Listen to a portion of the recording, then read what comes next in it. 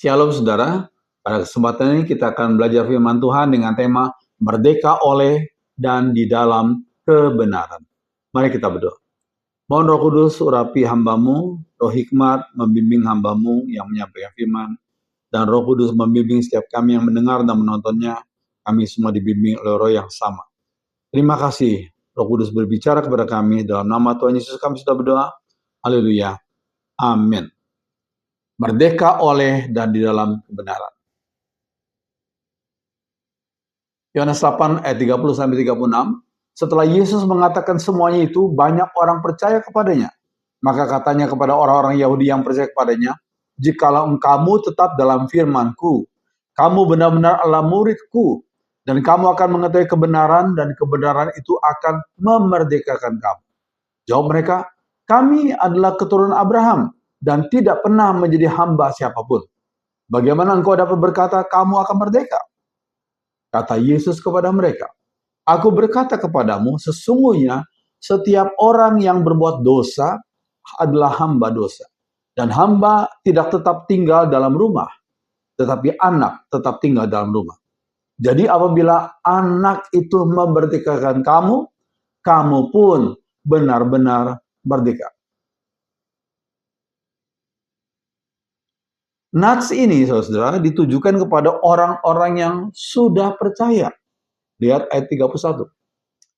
Dan setiap orang yang percaya harus menjadi murid Tuhan. Kita bandingkan dalam Matius 28 ayat 19. Jadi pergilah kamu ke seluruh bangsa, beritakanlah Injil, ajarlah mereka melakukan segala sesuatu yang telah kuajarkan kepada kalian. Itu kata Tuhan Yesus. Ya. Ciri-ciri menjadi murid Tuhan adalah tetap dalam firman Tuhan.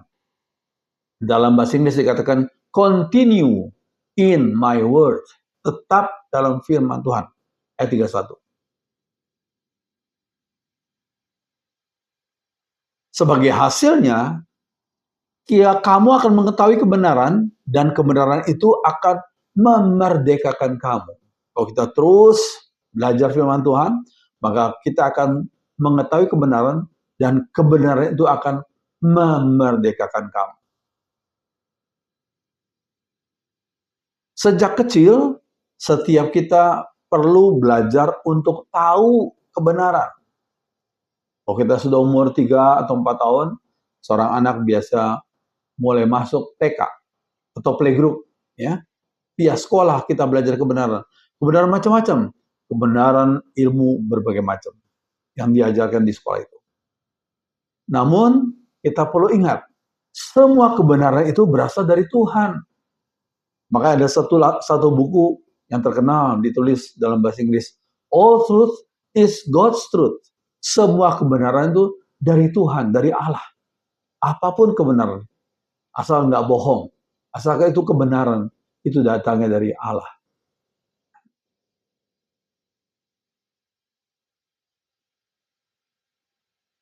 Nah, sebagai orang Kristen yang diberi mandat budaya, culture mandate, ya, kita perlu banyak belajar tentang kebenaran yang ada di dunia ini.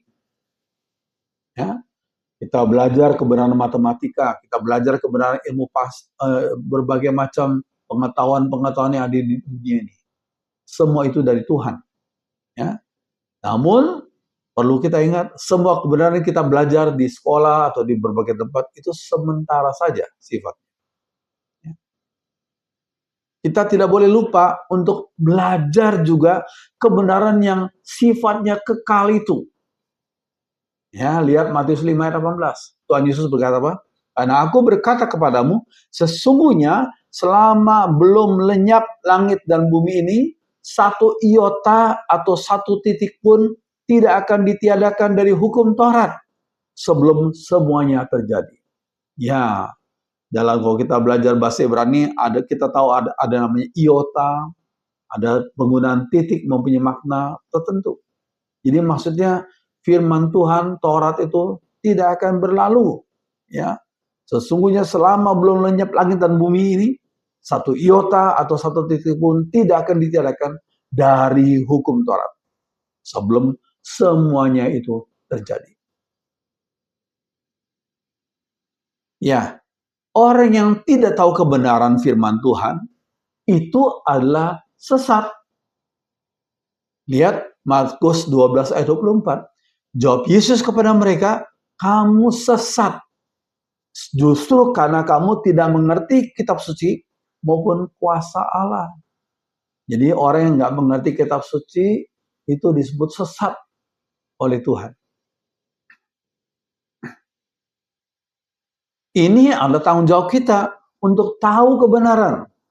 Sebagai murid-murid Tuhan, sebagai anggota-anggota gereja, selain kita ibadah hari Minggu, ada kegiatan namanya PA, Bible Study, ya, atau pembinaan iman atau apalah disebut ya, atau kelas-kelas PWG, pembinaan warga gereja. Itu perlu umat Tuhan belajar firman Tuhan selain kebaktian Minggu, baik itu lewat langsung datang ataupun lewat online. Ya, kita perlu belajar firman Tuhan agar kita tahu kebenaran firman Tuhan, ya, agar kita tidak disebut sesat oleh Tuhan. Ada sebagian orang tidak mau ikut PA, Bible Study ya, karena takut dosa-dosanya ditegur oleh firman Tuhan. Jadi lebih baik aku nggak tahu deh, nggak mau tahu, ya. Karena kalau aku ikut PA nanti dosa-dosaku ditegur oleh firman Tuhan. Ya, kita perlu ingat, kalau Tuhan masih mau menegur kita, itu berarti Tuhan masih mengasihi kita. Lihat Ibrani 12 ayat 6. Karena Tuhan menghajar orang yang dikasihnya, dan ia menyesah orang yang diakuinya sebagai anak. Jadi saudara, kalau kita ditegur oleh Tuhan, itu karena itu sebagai wujud Tuhan tuh mengasihi kita. Ya, kebenaran firman Tuhan bisa dikatakan memerdekakan umatnya. Pertanyaannya, memerdekakan umatnya dari apa? Yang pertama, firman Tuhan memerdekakan kita dari perbudakan, dari kuasa gelap. Yang lihat Kolose 1:13. Ia telah melepaskan kita dari kuasa kegelapan dan memindahkan kita ke dalam kerajaan anaknya yang kekasih. Umat Tuhan tuh tidak perlu takut hantu. Ada sebagian orang yang berani sekali terhadap Tuhan, berdosa, berani sekali. Tapi orang yang sama sangat takut pada hantu. Misalnya, orang itu berani sekali untuk tidak datang ibadah setiap minggu. Mungkin dia beribadahnya setahun sekali, waktu Natal. Tapi kalau lewat kuburan, takut banget dia. Itu satu sikap hidup yang tidak benar. Kita harus takut kepada Tuhan dan berani kepada hantu.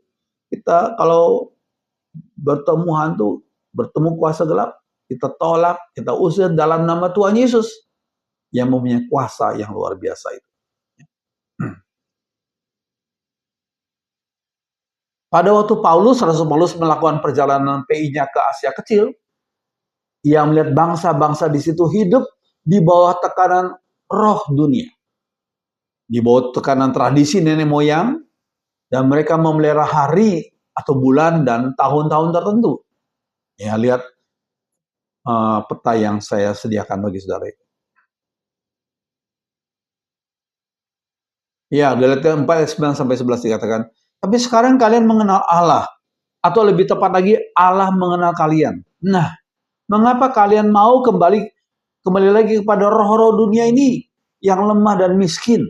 Mengapa kalian mau diperhamba lagi oleh roh-roh itu? Itu teguran Paulus kepada jemaat Galatia.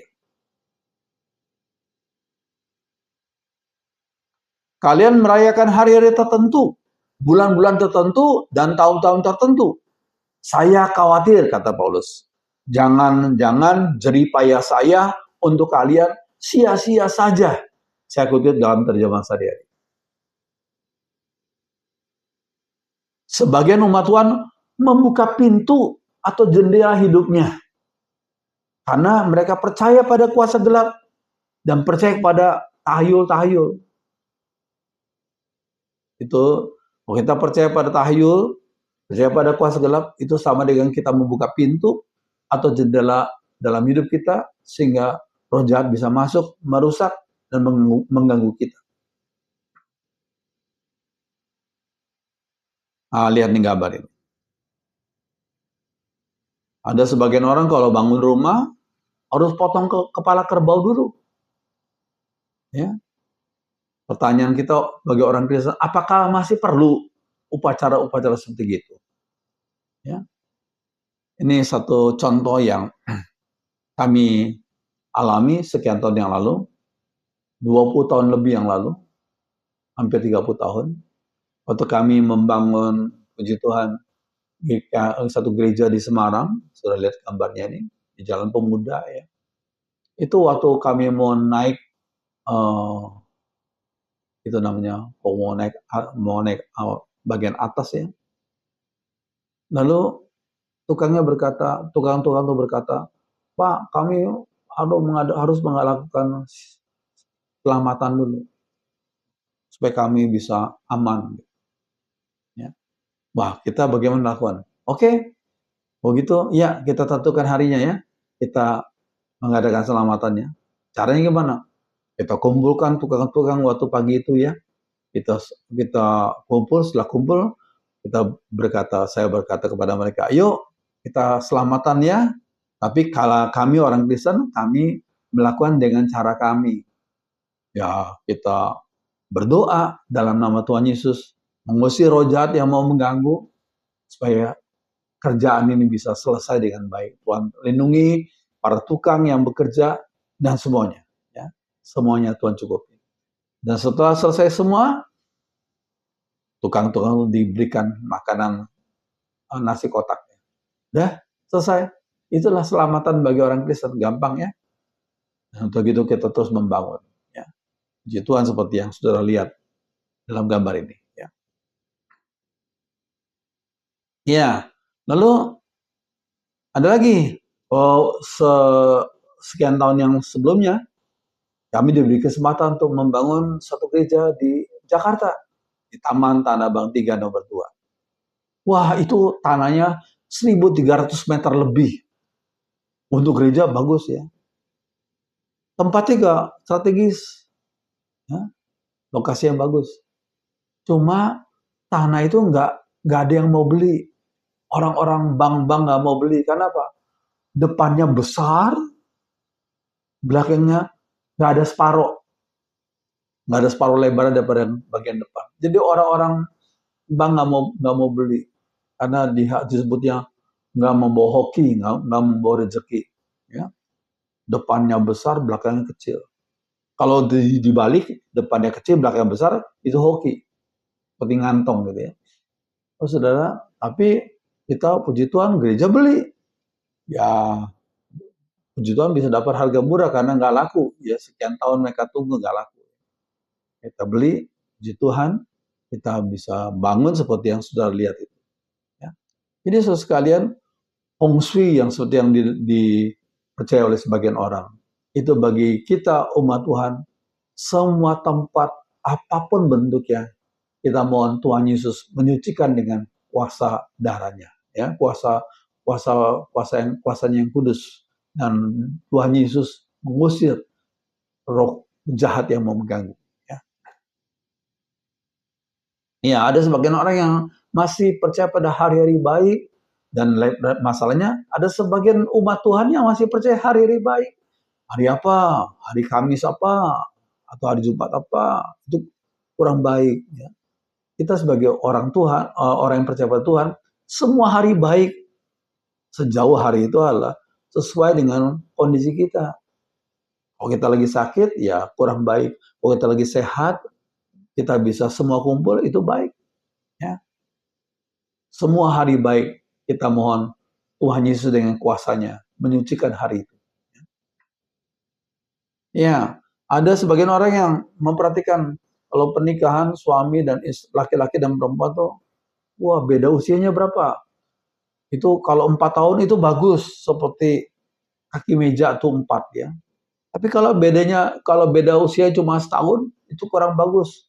Kalau meja kan kakinya jadi minyak cepat jatuh gitu ya. Tapi orang tuh lupa. Sekarang nih ada meja seperti gini tuh di mana-mana ya. Kakinya cuma satu, kok bisa ya? Ya, saudara. Memang saudara, kita apapun beda usia berapapun. Oh semuanya kalau mereka sudah cocok, kita mohon kuasa Tuhan memberkati pernikahan itu. Ya, ya ada sebagian orang yang percaya pada angka 4 tuh nggak bagus. Ya. Makanya kalau sudah pergi ke hotel-hotel yang bagus ya, naik lift, itu dari 1, 2, 3, 3A. Atau 1, 2, 3, lompat 5. 4-nya nggak ada. Padahal bagi mereka lantai 5 adalah sama dengan lantai 4. Tapi mereka nggak mau sebut dengan 4. Sebab kata 4 itu dalam bahasa Mandarinnya tuh dekat dengan kata mati. Ya, mati. Lalu paling senang angka 8 karena katanya dekat dengan kata rezeki ya. Atau waduh nggak suka angka 13. Ada sekali kalau ada hotel-hotel yang besar ya, hotel bintang 5 dari angka lantai 12 lompat tuh. Mungkin nggak ke 14 karena ada 4 juga nggak. Jadi mereka sebut langsung 15 ya. Terus saudara, kita sebagai umat Tuhan nggak usah percaya demikian. Kita bandingkan Yohanes 13. Tuhan Yesus mengajari murid-muridnya untuk saling melayani. Beliau menyuci kaki muridnya. Itu Yohanes 13. 1 Korintus 13. Rasul Paulus mengajar tentang kasih, agape. 2 Korintus 13 ayat 13. Itu berkat rasuli. Jadi bagi orang Kristen angka 13 itu baik ya, dan jadi berkat ya. Ya, kebenaran firman Tuhan bisa memerdekakan umatnya dari perbudakan dari kuasa dosa. Lihat Yohanes 8 ayat 36. Jadi apabila anak itu memerdekakan kamu, kamu pun benar-benar merdeka. Kebenaran firman Tuhan memerdekakan kita dari hidup yang tidak sesuai dengan firman-Nya.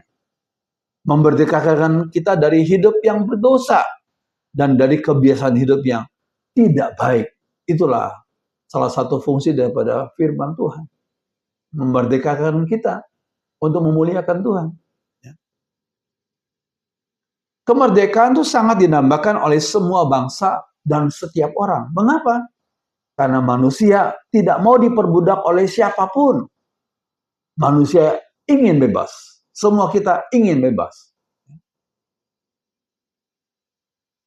Bisakah manusia bebas 100% tanpa ada ikatan dari apapun dan siapapun? Itu pertanyaan saya. Saya ulangi. Bisakah manusia bebas 100% tanpa ada ikatan dari manapun dan dari siapapun, dari apapun? Sebagian anak muda berkata, aku mau bebas, tidak mau diatur oleh peraturan apapun. Aku bisa tidur di mana saja, aku mau, ya, aku bebas. Nah, pada tahun 1960-an di Amerika itu timbul gerakan hippies, the hippies. Ya, ini prinsip hidup hippies waktu itu. Mereka tidak mau diatur oleh orang tua, nggak mau diatur oleh agama, hidup dalam free sex.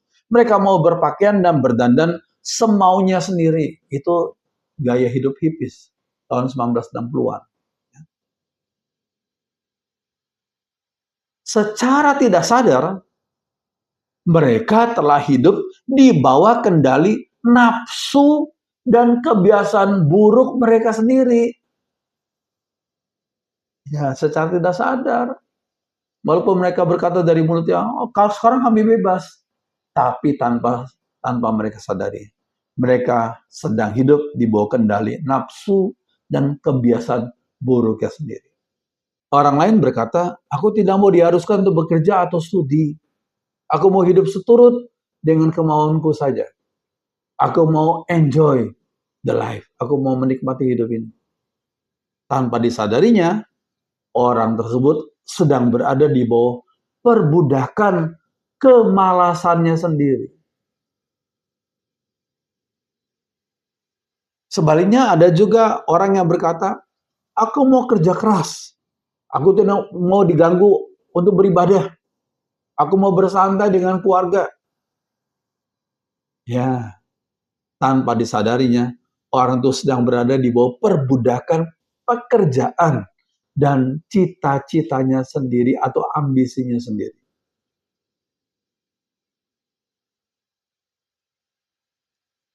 Sebagian juga berkata, aku mau cari uang sebanyak-banyaknya dengan cara apa saja. Orang itu mungkin sedang menjadi budak uang.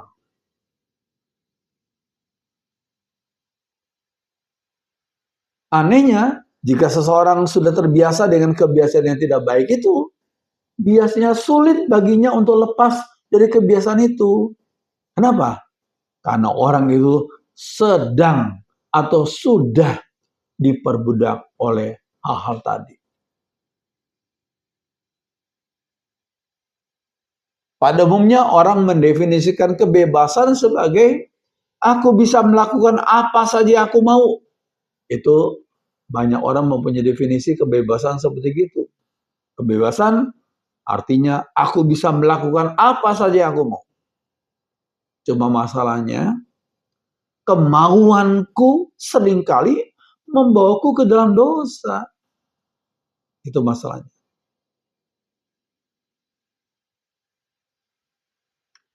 Definisi kebebasan yang benar itu sebenarnya bersifat negatif. Saya ulangi. Definisi kebebasan yang benar itu bersifat negatif. Kebebasan adalah aku bisa untuk tidak melakukan apa yang aku mau jika yang aku mau itu membawaku ke dalam dosa, membawaku ke dalam hal-hal yang tidak sesuai dengan kehendak Tuhan. Aku bisa untuk tidak melakukannya. Itulah makna kebebasan yang bersifat negatif. Dan itu namanya dalam Kristen disebut penyangkalan diri. Deny yourself. Bandingkan, seseorang yang sudah terbiasa menonton film porno, bisakah orang tersebut berkata, aku bisa untuk tidak menonton apa yang aku mau tonton itu? Bisakah? Ternyata tidak mudah, sulit sekali. Sama seperti orang kecanduan narkoba. Dia tidak serta-merta bisa berkata, aku bisa stop sekarang. Oh, perlu perjuangan itu. Perlu mengalami sakau dulu ya, selama beberapa bulan mungkin. Berarti orang tuh sedang diperbudak oleh hal-hal tadi itu. Ya. Contoh lainnya seperti merokok, menyontek, berjudi, dan lain-lain. Kalau seseorang belum bisa mengatakan definisi yang negatif tadi, mungkin orang tersebut masih dalam perbudakan kebiasaan buruk tersebut. Jadi manusia tidak pernah dan tidak akan pernah bebas 100% dari perbudakan. Cuma masalahnya, apakah sesuatu yang memperbudak itu layak menjadi tuan kita atau tidak? Sekali ulangi, masalahnya adalah apakah sesuatu yang memperbudak itu layak menjadi tuan kita atau tidak? Sebagai orang Kristen, kita hanya mengakui satu Tuhan yang berkuasa atas hidup kita, yang rela berkorban, yang rela mati dan bangkit bagi kita. Siapakah dia? Ini Tuhan Yesus Kristus. Dan satu kebenaran yang mengontrol dan menguasai hidup kita, sumber hidup, yakni kebenaran firman Tuhan. Lihat Roma 6 ayat 18.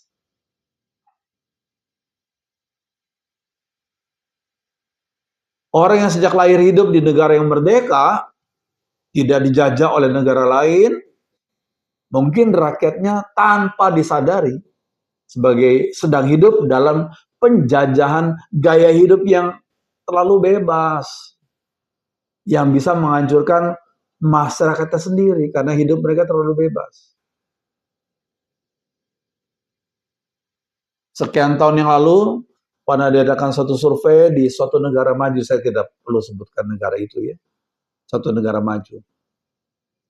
Ternyata sekian tahun yang lalu ya, didapatkan hasil yang mengejutkan.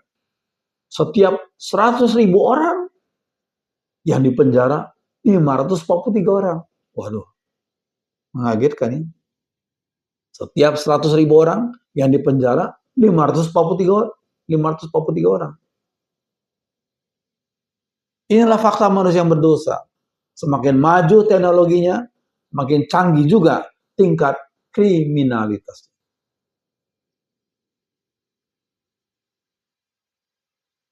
Di satu kota yang terkenal di negara tersebut, negara tadi ya, setiap hari ada 450 mobil hilang. Ini survei sekian tahun yang lalu. Setiap tahunnya terjadi 2.000 pembunuhan. Waduh, menakutkan ya, 2.000 pembunuhan setiap tahunnya.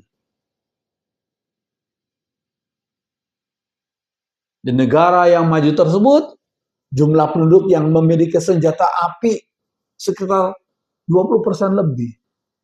Setiap orang sipil ya, memiliki senjata api.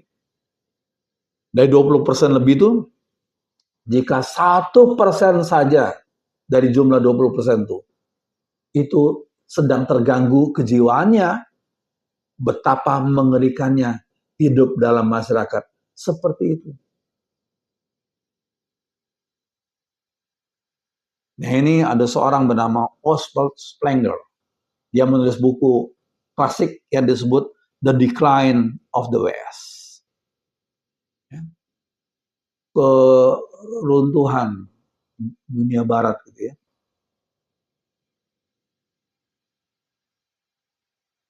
Nah, dari buku itu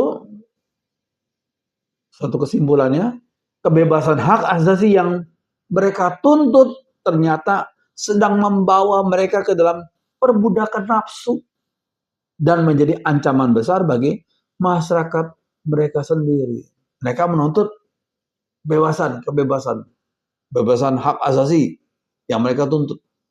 Tapi tanpa mereka sadari, mereka sedang di bawah perbudakan nafsu dan ancaman besar bagi masyarakat mereka sendiri.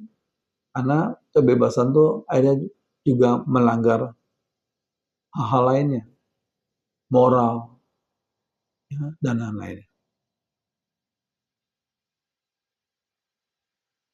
Ada satu patung kemerdekaan yang didirikan di dekat tempat masuk ke pelabuhan New York.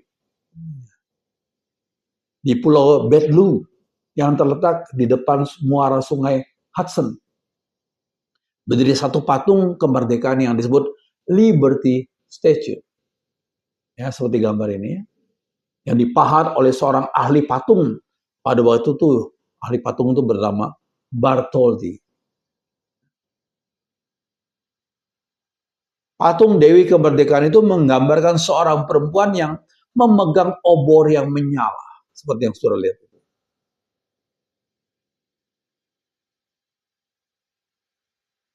Orang-orang pada zaman dahulu, sekian abad yang lalu, mengungsi dari Eropa ke Amerika. Mereka melalui sungai Hudson itu. Mereka mencari kebebasan yang berbeda-beda. Ada yang mencari kebebasan politik, agama, ekonomi, cara hidup, dan lain-lain. Mereka jadi mengungsi ke Amerika. Mencari kebebasan. Namun, ketika patung Dewi Kemerdekaan itu baru saja selesai didirikan, maka tiap-tiap pagi di kaki patung tersebut terlihat pemandangan yang mengerikan.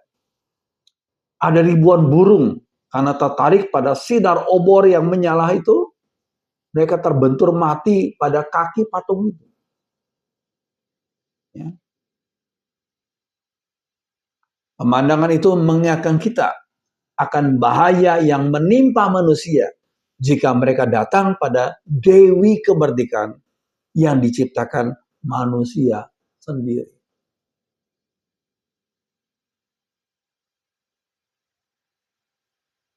Nah, Benar firman Tuhan bisa memberkatkan umatnya dari hidup yang egois. Ini bagian ketiga. Singkat saja. Filipi 2 ayat 4. Dan janganlah tiap-tiap orang hanya memperhatikan kepentingan sendiri, tetapi kepentingan orang lain juga. Hidup yang egois itu bertentangan dengan jiwa Kristiani. Sekali lagi, hidup yang egois bertentangan dengan jiwa Kristiani. Karena kita mempunyai Tuhan Yesus Juru Selamat kita, beliau datang, beliau hidup di dunia 2000 tahun yang lalu dengan hidup yang tidak egois sama sekali. Sehingga saya sebut hidup yang egois itu bertentangan dengan jiwa Kristiani. Ada 4 cara manusia menghitung waktu dalam hidupnya. Yang pertama, cara tambah, plus.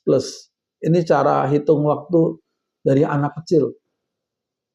Setiap tahun mereka ulang tahun, hore usia saya tambah setahun. Dari umur 10 ke 11, tambah setahun. Ya. Terus, ya, itulah cara hitung waktu anak kecil, tambah. Tapi cara yang kedua adalah cara hitung waktu orang dewasa, cara kurang. Seorang perempuan umur 40, ketika berulang tahun jadi 41, ada perasaan yang lain dalam hatinya. Mungkin dia tidak berkata, puji Tuhan usia saya tambah setahun dari 40 ke 41. Tidak. Mungkin dia akan berkata, aduh, usia saya kurang setahun. Kecantikan udah berkurang, misalnya. Memang itulah cara hitung waktu orang dewasa. Yang ketiga, cara hitung waktu dengan kali. Cara hitung waktu ini adalah cara hitung waktu orang sukses. Orang sukses bisa melakukan 2 atau 3 pekerjaan sekaligus dalam satu waktu yang sama. Itu orang sukses. Dia bisa mengerjakan 2 atau 3 pekerjaan sekaligus dalam waktu yang sama. Ya, ada sebagian orang sambil nunggu orang lain, sambil dia buka, hafalkan kata-kata atau bahasa Inggris atau bahasa-bahasa lain. Ya, jadi menunggu temannya itu satu pekerjaan. Menghafalkan itu pekerjaan yang lain. Ya, atau mungkin dia melakukan kerjaan yang lain lagi, bisa 3 pekerjaan sekaligus dalam satu waktu yang sama. Itu merupakan cara hitung waktu kali. Ya. Dan yang keempat, cara hitung waktu dengan bagi. Ini cara hitung waktu Kristiani. Lihat dalam Matius 10 ayat 39. Barang siapa mempertahankan nyawanya, ia akan kehilangan nyawanya. Dan barang siapa kehilangan nyawanya karena aku, kata Tuhan Yesus, ia akan memperolehnya.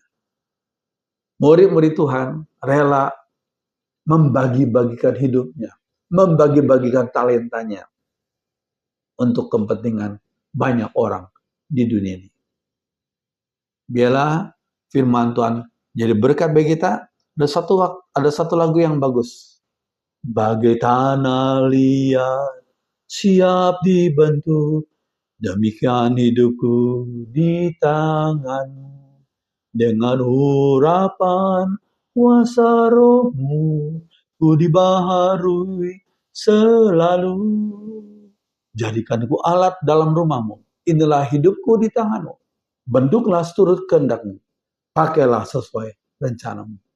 Ku mau sepertimu Yesus. Disempurnakan selalu. Dalam segenap jalanku memuliakan namamu. Biarlah firman Tuhan menjadi berkat bagi kita semua. Mari kita berdoa. Roh Kudus, Roh Hikmat, membimbing kami untuk hidup seturut dengan kehendak Tuhan. Ajar kami menghitung waktu sesuai dengan kehendak Tuhan. Terima kasih apa yang sudah hamba-Mu sampaikan, meteraikan dalam hidup kami, dalam hati kami masing-masing. Dengarkan doa kami, dalam nama Tuhan Yesus kami sudah berdoa. Haleluya. Amin.